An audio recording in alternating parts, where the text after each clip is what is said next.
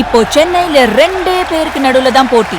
ஒன்னு இஎம்ஐ, இன்னொன்னு rent. Porur, Kattupakkam. Rented ஹவுஸ்னா உங்க ரெண்ட், அவங்க அசர்ட். ஓன் ஹவுஸ்னா உங்க இஎம்ஐ, உங்க அசர்ட். For bookings call 8682089820.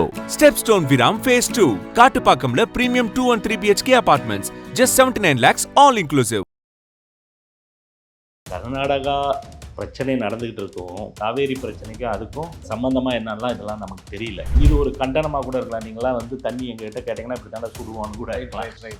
ஒரு மிரட்டுற தோணியில இருக்கலாம். இதுல வெட்கக்கேடு என்னன்னா, நம்மளுடைய முதலமைச்சர் இதுவரை வாயை திறக்கல.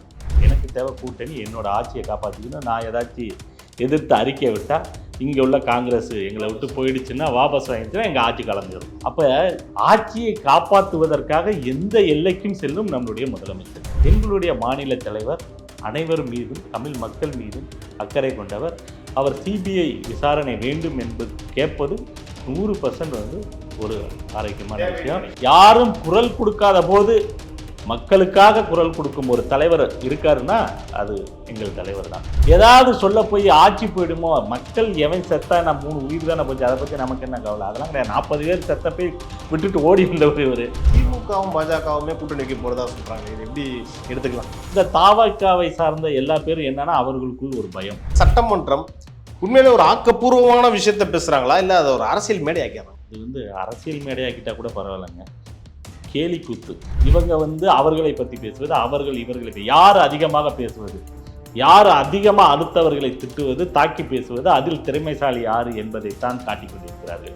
ஆளுங்கட்சி அமைச்சர்கள் பேசியதை அவை குறிப்பிலிருந்து நீக்கியது இந்திய வரலாற்றின் முதல் தடவை. திட்டங்களை எதங்க நிறைவேற்றிருக்காங்க? மக்கள் நல திட்டங்களை ஒன்றையுமே நிறைவேற்றல. கேட்டால் எப்படி தெரியுமா, அறவேக்காடுகள் இருக்காங்களே அதை போலதான் நிறைவேற்றிருக்காங்க. எல்லாமே பாதிக்கு பாதி. அதையும் இன்னும் முழுமையா நிறைவேற்ற போறாங்களான்னு தெரியல. 3 மாசம் தானே சார் இருக்கு, கொஞ்சம் பொறுமையா இருக்கலாம்ல. 3 மாசம் 30 ஆண்டுகளை பின்னோக்கி தள்ளிடுச்சு. தேசிய அளவுல எங்க பார்த்தாலும் அடுத்த பிரதமர் திரு விஜய் அவர்கள், அடுத்த பிரதமர் தளபதி விஜய் தான் அப்படின்ற ஒரு விஷயத்தை கொண்டு போறாங்க. முதலமைச்சருக்கு நீ தகுதி இல்லைங்கிற, நீ எப்படி பிரதமர் ஆவாங்க?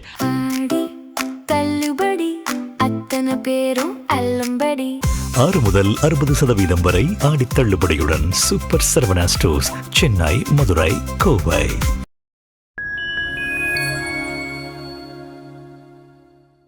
ஃபைன் டைம் நேயர்களுக்கு வணக்கம். இன்று நம்மோடு இணைந்திருப்பவர் பாஜகவின் ஊடகப் பிரிவைச் சேர்ந்த திரு டிபிஎஸ் செந்தில்குமார் அவர்கள். சார் வணக்கம். சார் வணக்கம் சார், எப்படி சார் இருக்கீங்க? நல்லா இருக்கேன். சிறப்பு சார். சார், இன்னைக்கு பாஜகவின் மாநில தலைவர் திரு நயினார் நாகேந்திரன் அவர்கள் ஒரு விஷயத்தை குறிப்பிட்டு கேட்டிருக்காரு. என்னன்னா, இப்போ சமீபத்தில் கர்நாடகா மாநிலத்தில் ஒரு 3 தமிழர்களை வந்து அந்த மாநிலத்தின் வனத்துறையினர் சுட்டு வீழ்த்தினாங்கல்ல, அது சம்பந்தமா சிபிஐ விசாரணை வேணும்னு கேட்டிருக்காங்க. இது குறித்து உங்களுடைய பார்வை என்ன சார்? கண்டிப்பா.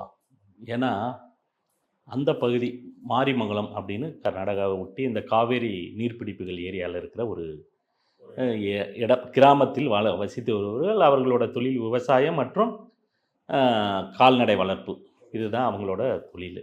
அப்படிங்கிறப்ப அந்தோணிசாமி, ஜான் பீட்டர் மற்றும் ஜெபஸ்டியன் 3 நபர்கள், 3 பேரும் வந்து என்ன பண்ணியிருக்காங்க, தன்னுடைய கால்நடையை காணோம் அப்படிங்கிறதுக்காக வந்து இந்த காட்டு பகுதியில், ஆமாம், காட்டு பகுதிக்குள்ளே தேடி போகிறாங்க. அது வந்து காவேரி படுக்கை, நீர்ப்படுக்கைக்கு பக்கத்திலே இருந்தனால வந்து கர்நாடகா எல்லைக்குள் வருது. அப்படிங்கிறப்ப இந்த கர்நாடகா பிரச்சனை நடந்துக்கிட்டு இருக்கும், காவேரி பிரச்சனைக்கும் அதுக்கும் சம்பந்தமாக என்னன்னா இதெல்லாம் நமக்கு தெரியல. உருவா கூட இருக்கலாம்.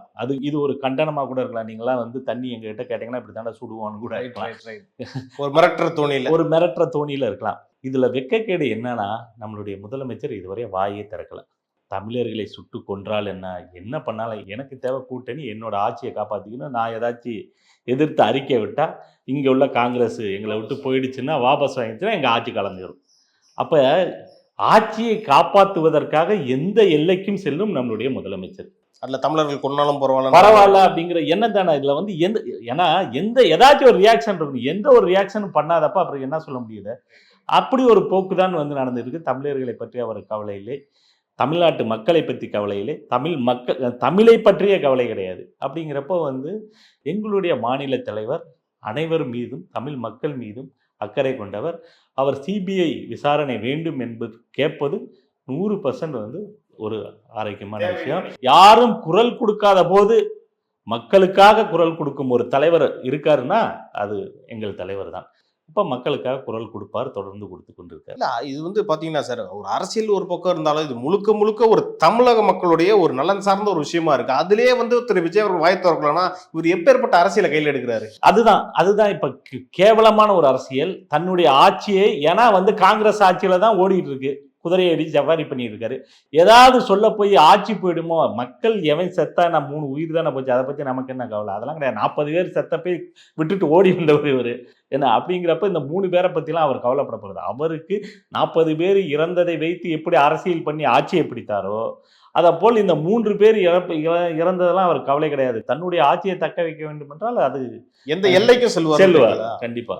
Okay sir. ஏன்னா நீங்க திரு நயினார் நாகேந்திரன் அவர்கள் ஒரு விஷயத்த சொன்னப்பதான் தோணுது. இப்ப சமீபத்துல ஒரு விஷயத்த குறிப்பிட்டிருந்தாரு, பல கண்டனங்களும் அவர் மேல வந்துட்டு இருந்துச்சு. ஏற்கனவே நடிகையும் அவர் குறிப்பிட்டு பேசியிருந்தாரு. ஏன் சார் இந்த முன்னெடுப்பு அவர் எடுக்கிறார்?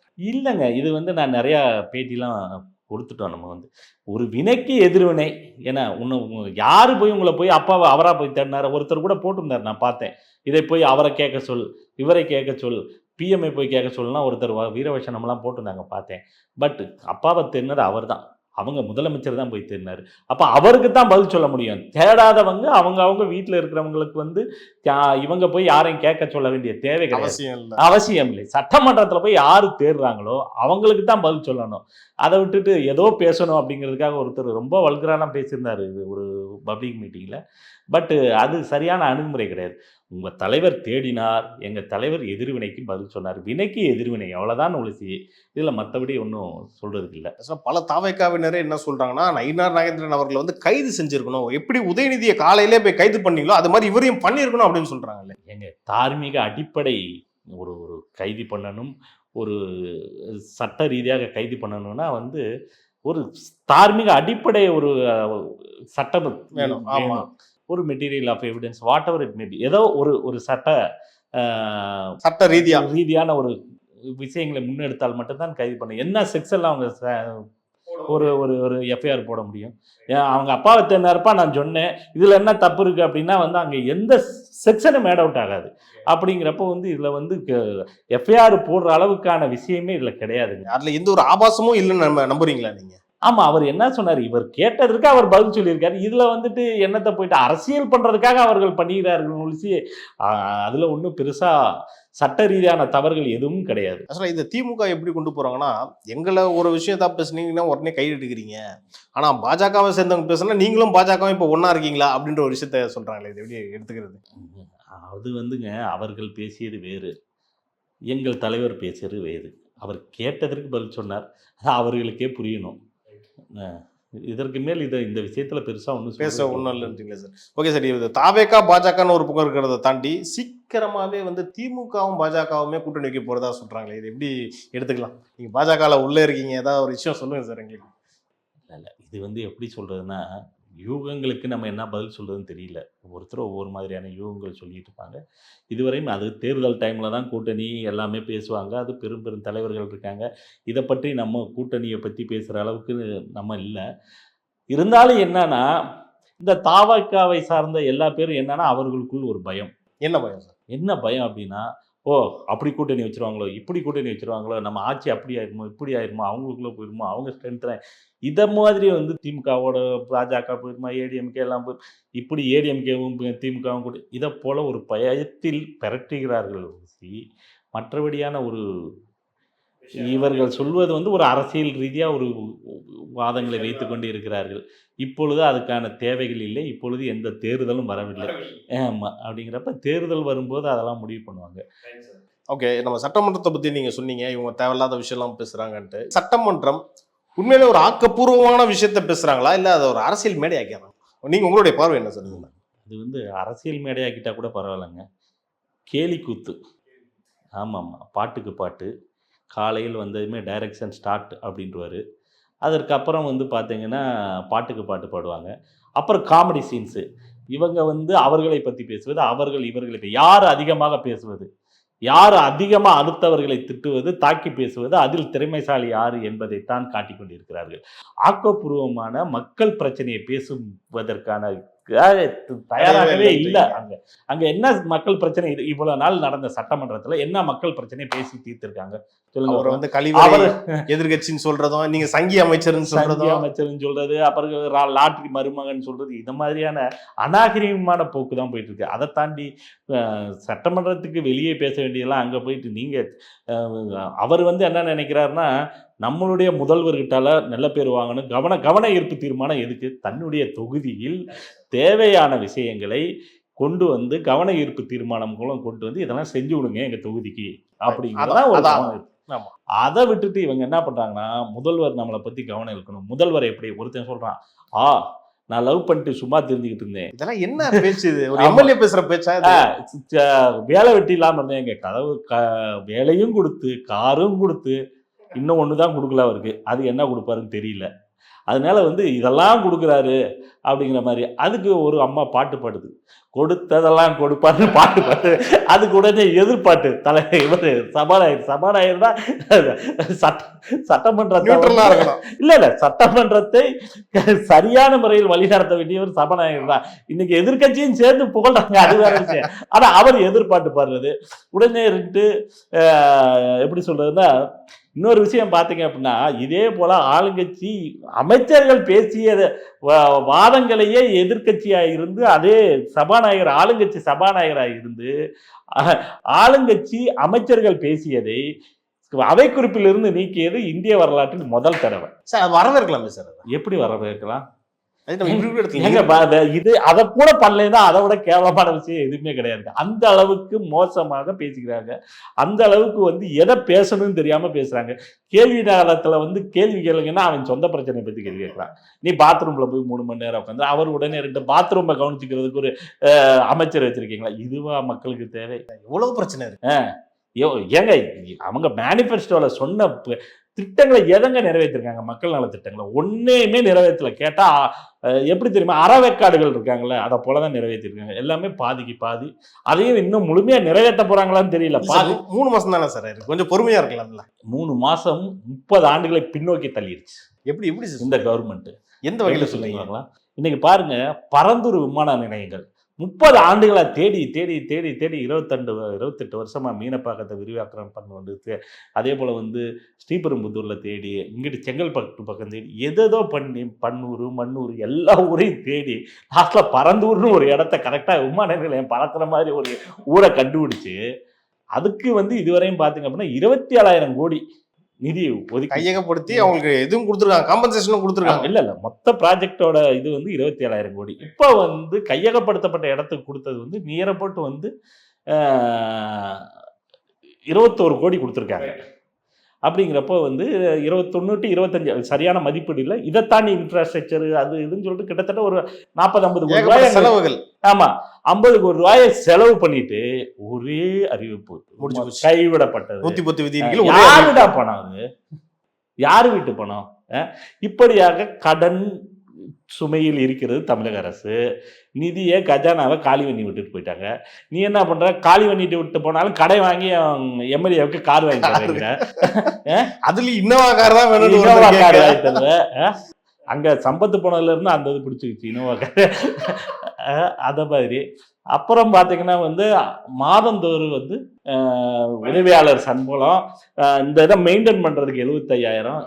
இதெல்லாம் யாரு வீட்டு பணத்தை எடுத்து என்ன சொல்லுவாங்கன்னா, வழி தேங்காய் எடுத்து கடை தேங்காய் எடுத்து வழிப்பிள்ளையாரு கூட அப்படிங்கிற மாதிரி நீ யாரு பணத்தை எடுத்து யாரு கொடுத்துக்கிட்டு இருக்க? நீ மக்கள் கஷ்டப்பட்டு இருக்காங்க. இந்த முந்தானத்து ஒரு துப்புரவு தொழிலாளி அந்த லேடி கேக்குது, நான் போன தடவை வந்து ஆர்ப்பாட்டம் பண்ணப்ப நீ என்ன பண்ண, என்ன கூப்பிட்டு வச்சு நான்லாம் உங்களோட இருக்கேன் அப்படின்னு சொல்லி பனையூருக்கு கூப்பிட்டு எல்லாம் பண்ண. இப்ப என்ன பண்ற? அவங்களோட சத்தமும் கேட்கல, கதறலும் கேட்கல, மனச்சாட்சி இல்லாம நடந்துக்கல. அப்ப இந்த மாதிரி திட்டங்களுக்கு வந்து நீ வந்து பணத்தை செலவு பண்ணாமல், அதே போல வந்து பாத்தீங்கன்னா எத்தனை இப்ப விவசாயிகளுக்கு வந்து அறகுறையா தான், அதான் அறவெக்காடு கவர்மெண்ட், தற்குறி கவர்மெண்ட்டுங்கிறது. அதான் ஏதோ நீ சொன்ன வாக்குறுதி ஒண்ணு, செஞ்ச வாக்குறுதி ஒண்ணு. மீனவர்களுக்கு என்ன சொன்ன, 20,000 ரூபாய் நான் ஏற்றி கொடுக்க போறேன், லாஸ்ட்ல பார்த்தா 7,000 ரூபாய் கொடுக்குறேன். அப்ப இதை போல இதெல்லாம் என்ன காரணம் காட்டுற?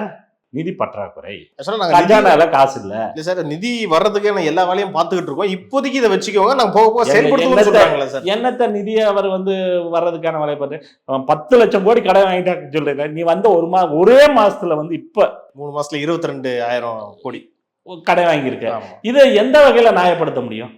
அதுக்குன்னு கடனே வாங்காம எப்படி சார்? கடனை வாங்காம இல்லைங்க. அப்ப அது வந்து அதை வந்து மக்கள் நல பணிக்கு பயன்படுத்துங்க, இன்ஃப்ராஸ்ட்ரக்சர் பெறுகிறதுக்கு பயன்படுத்துங்க. இப்ப பரந்தூர் விமான நிலையம் இன்னைக்கு வந்து தொடங்கப்பட்டு ஆல்மோஸ்ட் அதான் 20-30 ஆண்டு கால கனவு இன்னைக்கு நிறைவேற்றப்பட்டு இருந்தால் எத்தனை லட்சம் பேருக்கு வேலை வாய்ப்பு கிடைச்சிருக்கும்? அதையும் தாண்டி இன்வெஸ்ட்மெண்ட் வரும், ஃபாரின் பிளைட்ஸ் எல்லாம் டைரக்டா அங்க வந்து இறங்கக்கூடிய சூழ்நிலை வரும். ஒரு வந்து எவ்வளவு பெரிய ஒரு வளர்ச்சியை நோக்கி போயிருக்கும் நம்மளோட தமிழ்நாடு.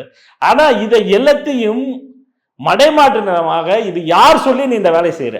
இதுக்கு முன்னாடி எல்லா ஆய்வுகளுக்கும் உட்பட்டு நீ ஒரே ஒரு சின்ன கோரிக்கை என்னன்னா, விவசாய நிலங்கள் நீர்பிடிப்பு ஏரியாக்கள் அதிகமா இருக்கு அப்படிங்கிறது ஒரு காரணம் இருக்கு, அது ஒரு டிராபேக். இந்த தமிழ்நாட்டுல நீர்பிடிப்பு ஏரியாவும் விவசாய நிலமும் இல்லாத ஒரு இடத்த நீ போய் எடுத்துருவாக்கலாம். இப்ப எப்படி நீ அடுத்த ஒரு ப்ராஜெக்ட் ஆரம்பிச்சு இது இந்த பரந்தூர் விமான நிலையமே 7-8 வருஷம் ஆச்சுங்க. ஆமாங்க சார். ஆமா. அப்படிங்கிறப்ப இதை திருப்பி ஒருக்கா எப்படி ஏகப்பட்ட பிரச்சனைகள், எவ்வளவு போராட்டம், அதை தாண்டி தான் இதை பத்திலாம் அந்த தற்கொலைகளுக்கு தெரியுதா இல்லையான்னு தெரியல. ஏன்னா எவ்வளவு பெரிய கஷ்டம் தெரியுங்களா அது? அப்ப அவங்க சென்டிமெண்ட் புரிஞ்சுக்கிட்டு அவங்க பண்றாங்க. இந்த தற்கொலைன்னு சொல்றது இல்ல, என்ன சென்டிமெண்ட் பிடிச்சாங்க? நான் என்ன சொல்ல வரேன், 1000 பேர் அங்க இருக்காங்க விவசாய நிலங்கள், அவர்களுக்கு காம்பன்சேஷன். இப்போ இப்போ எலக்ட்ரானிக் ஆக்ட்ல உங்களுக்கு ஹைவேஸ் போட்டா கூட வந்து அது காம்பன்சேஷன் தானே கொடுக்குறீங்க. இப்போ போய் நீர்பிடிப்பு ஏரியா அடையாறுல எல்லாம் போய் நீங்க ஆக்கிரமிப்பு அகற்றுறீங்கல்ல, அப்ப அவங்களும் மக்கள் தானே. அப்ப அப்படிங்கிறப்ப அந்த 1000 குடும்பத்திற்கு தேவையான வசதிகளை ஏற்படுத்துங்க. அங்க உள்ள வந்து ஏர்போர்ட் வந்ததுமே அவங்களுக்கு தேவையான அவர்கள் வாழ்வாதாரம் உயர்வதற்கான விஷயங்களை பண்ணுங்க. விவசாயிகள் இருக்காங்க, அது மேல எத்தனை லட்சம் பேர் மறைமுகமாகவும் நேரடியாகவும் வாய்ப்பு கிடைக்கும். இன்ஃப்ராஸ்ட்ரக்சர் எவ்வளவு பெரிய தூரத்துக்கு போகும், பன்னாட்டு நிறுவனங்களின் முதலீடு எவ்வளவு வரும், இதை எல்லாத்தையுமே ஒரு இதுல வந்து நீங்க வந்து அழிச்சிட்டாங்க. அப்படிங்கிறப்ப இதை எப்படி ஏற்றுக்கொள்ள முடியும்? இது வந்து அப்போ வளர்ச்சிக்கான, அதாவது பின்னோக்கி கொண்டு போயிட்டு இருக்காரு. இது ஒரு விதமான டவுட் ஏற்படுது. எப்படின்னா, இதற்கு வந்து கம்யூனிஸ்ட் ஆதரவு, காங்கிரஸ் ஆதரவு, இவர்கள்லாம் யாரு? தொழிலுக்கு எதிரானவர்கள், தொழில் அதாவது எப்படி சொல்றது, ஒரு நாட்டின் வளர்ச்சிக்கு எதிரானவர்கள். இவர்கள் யாரு அப்படின்னா வந்து அந்நிய நாட்டின் கைக்கூலிகள். புரியுதுங்களா? ஆமா ஆமா, உண்மை அதானுங்க. ஏங்க இந்த இன்வெஸ்ட்மெண்ட் வந்தா தமிழகம் பெரிய லெவல்ல வளர்ந்துடும், இதை வளர விடக்கூடாது. சரிங்க சார், நீங்க இந்த ஒரு விஷயத்த சொல்லிட்டீங்க, கம்யூனிஸ்ட் ஆதரவு கொடுக்குறாங்கன்றீங்க. கம்யூனிஸ்ட் யாரெல்லாம் இருக்காங்கன்னு இது எடுங்கன்னு சொன்னதும் இதே கவர்மெண்ட் தானே, அவங்க எதிர்ப்பும் தெரிவிக்கிறாங்கல்ல. இப்ப யாருங்க கம்யூனிஸ்ட் கட்சி சொல்லிடுறாங்களா சார், இந்த சிஜேபி போராட்டத்தில் யாரெல்லாம் போறாங்க, கம்யூனிஸ்ட் கட்சியை போயிட்டு நீங்க கணக்கெடுங்கன்னு சொன்னதும் இதே கவர்மெண்ட் தான். அப்ப எப்படி சார் நீங்க இதை எப்படி பாக்குறீங்க? அல்ல, அது ரைட்டு தான், கணக்கெடுக்கன்னு சொன்னாங்க, என்ன பண்ணாங்க? ஒண்ணுமே கிடையாது. ஏன் இப்ப ஒரு டீலிமிட்டேஷனுக்கு போனார், அவங்க நிலைப்பாடு ஒரு நிலைப்பாட்டில் இருக்காது. ஒருத்தர் வர்றப்ப அவங்கள சார்ந்து என்ன பேசுகிறாங்க, ஜூலை 12 ஒன்று எடுக்கிறாங்க, ஆகஸ்ட் 12 ஒரு ஸ்டாண்ட் எடுக்கிறாங்க, ஜூலை 12 ஒன்று எடுக்கிறாங்க, 20 லாஸ்ட்டாக மாண்புமிகு உள்துறை அமைச்சர் வர்றப்போ ஒரு ஸ்டாண்ட் எடுக்கிறாங்க. அப்போது வந்து மாற்றி முன்னுக்கு பின்ன அடுத்த ஆதவர்ஜனா வந்து என்ன சொல்கிறாரு, இல்லை இப்போ லாஸ்ட்டாக ஒரு 21 ஆகஸ்ட்டில் என்ன சொல்கிறார், நாங்கள் பழைய ஸ்டாண்டில் தான் நிற்கிறோம். எந்த ஸ்டாண்ட் தான், ஒரே ஸ்டாண்ட் இதுல தான் இருப்பீங்க.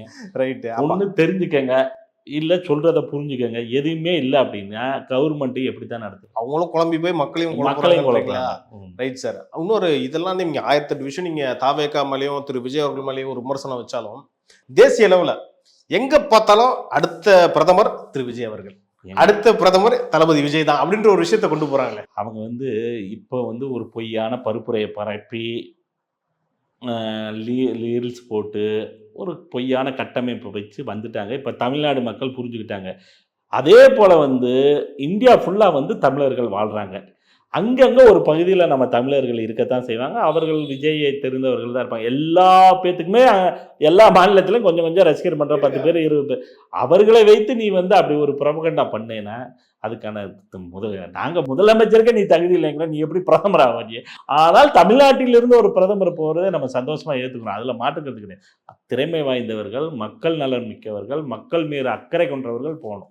இல்லை சார், நீங்கள் ஒரு விஷயம் சொன்னீங்க, தமிழ்நாடு முழுக்க பல தமிழர்கள் வாழ்கிறாங்க, அவங்க ரீல்ஸ் போடுறாங்கன்ற. ஓகே, அவங்க போடுறவங்களாம் ஹிந்தியில் பேசுகிறாங்க சார். அதான் சார் எனக்கு டவுட்டாகவே ஏங்க. நீங்கள் தமிழ்நாட்டில் போங்க, பக்கத்தில் போனீங்கன்னா ஒரு ஹிந்திக்காரன் இருப்பான், அவனை கூப்பிட்டு ஒரு 1000 ரூபா கொடுத்தீங்கன்னா அழகாக பேசிட்டு போயிடுவான். இது ஒரு பெரிய விஷயமாங்க. அப்போ பணம் கொடுத்து வேணும்னு அதை அழகாக கட்டமைப்பாங்க.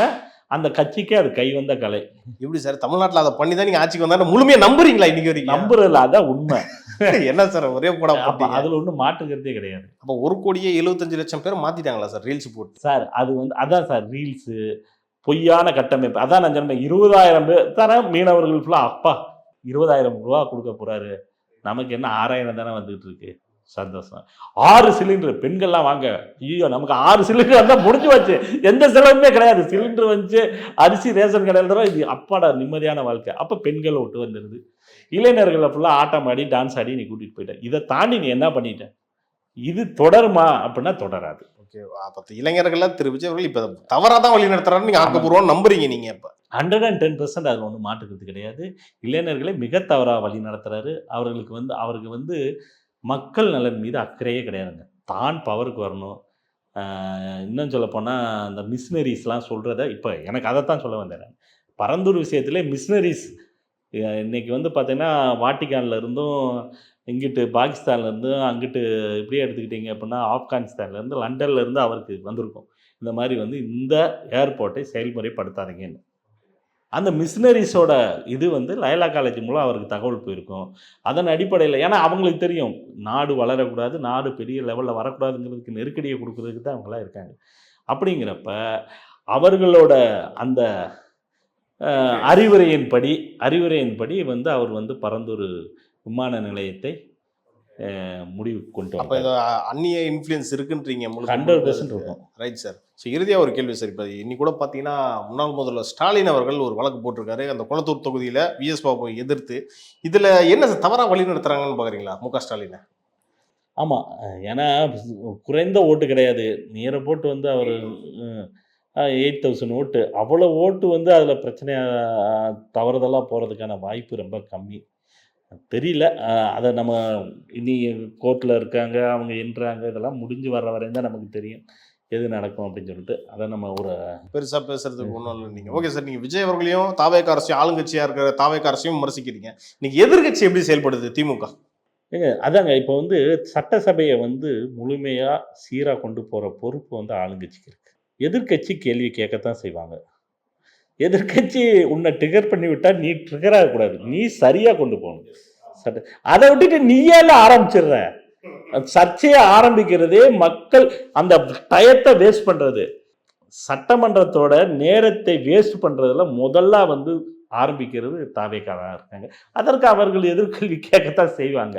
அதை சரியாக கொண்டு போக வேண்டிய கடமையும் பொறுப்பும் எல்லாத்துக்கிட்டே இருக்குனாலும் ஆளுங்கட்சி முறையாக தனக்கு கிடைத்திருக்க இந்த சட்டமன்ற நேரங்களை முறையாக பயன்படுத்தி மக்கள் நலன் திட்டங்களை செயல்படுத்தினால் பொறுப்பு, முக்கிய பொறுப்பு ஆளுங்கட்சிக்கு இருக்குது. ஆமாம், அதனால் எதிர்கட்சி அவர்கள் அனுபவம் வாய்ந்தவர்கள், அவர்கள் சட்டமன்றத்தை எப்படி இது பண்ணணுங்கிறது தெரியும். அதை இவர்கள் சாமர்த்தியமாக சரியான முறையில் கொண்டு போறது தான் ஆளுங்கட்சியோட திறமை. அந்த திறமையிலிருந்து தவறி இவர்களும் ரீல்ஸுக்காக எப்படி சொல்றது, டெய்லியும் போடுற ரீல்ஸுக்காக கண்டென்ட் ரெடி பண்ணிட்டு இருக்காங்க உள்ள உட்காந்து, அப்படிங்கிறது தான் உண்மை. இது மக்கள் நலத்துக்காக பண்ணக்கூடிய ஒரு இடம் சட்டமன்றம்னு ஃபர்ஸ்ட் எல்லா எம்எல்ஏக்களுக்கும் பாடம் எடுத்தோம். Right sir, right sir. பல விஷயங்கள் பேசணும், நேரத்துக்கு நன்றி சார். நன்றி.